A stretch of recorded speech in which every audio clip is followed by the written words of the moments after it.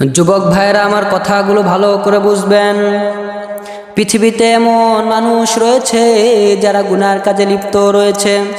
কেউ হাতের গুনার ভিতরে লিপ্ত রয়েছে, কেউ চোখের গুনার ভিতরে লিপ্ত রয়েছে, কেউ আবার জবানের গুনার ভিতরে লিপ্ত রয়েছে।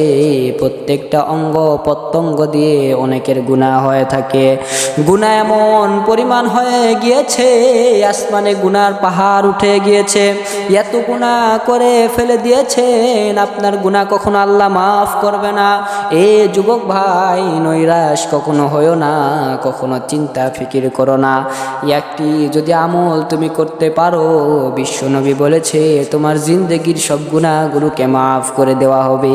আল্লাহু আকবার বলেন। আপনার আমার জিন্দেগির সব গুনাহগুলোকে ক্ষমা করে দেওয়া হবে একটি আমল যদি করতে পারেন।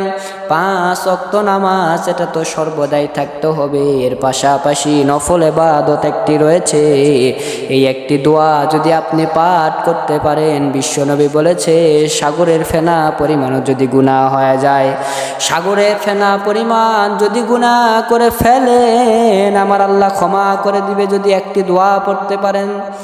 এ যুবক ভাই, দোয়া পড়ার নিয়ম হচ্ছে প্রত্যেক দিন সকালবেলা 3 বার, আবার প্রত্যেক দিন সন্ধ্যাবেলায় 3 বার করে পাঠ করতে হবে।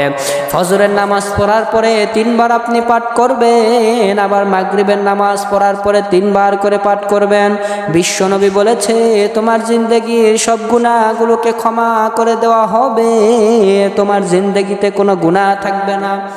এই দোয়াটি আমরা সুন্দর করে শুনে নেই। আল্লাহ রব্বুল আলামিন সুন্দর করে আমাদেরকে বলে দিয়েছেন, আস্তাগফিরুল্লাহ আল্লাযী লা ইলাহা ইল্লাহু,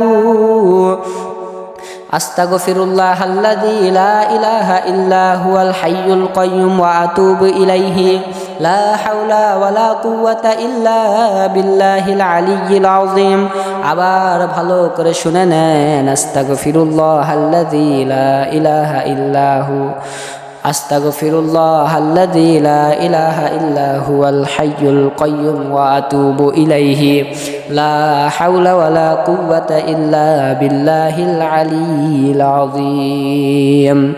বিশ্বনবী বলে দিলেন, ও দুনিয়ার মানুষ, তোমরা সুন্দর করে শুনে নাও, এই দোয়াটি যদি সকালবেলা 3 বার, আবার সন্ধ্যাবেলা 3 বার পাঠ করতে পারো, তোমার জিন্দেগিতে কোনো গুনাহ থাকবে না, সবগুলো আমার আল্লাহ ক্ষমা করে দিবে।